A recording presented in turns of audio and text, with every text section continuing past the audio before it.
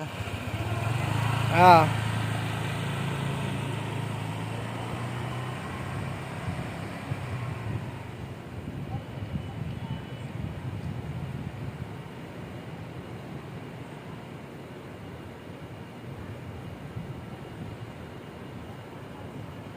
Dito siya lalabas, guys.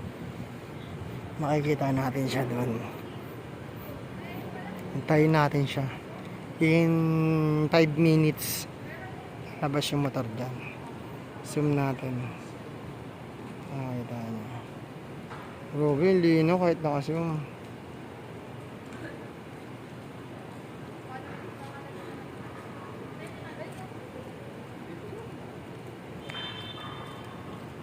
Ayan na, bumasina na siya, guys.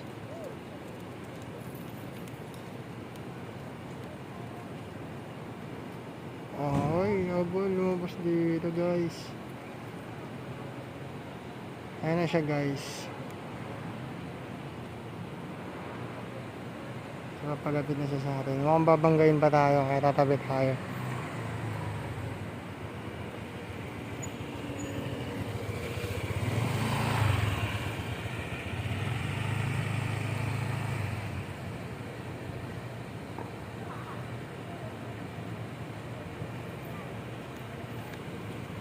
Ano?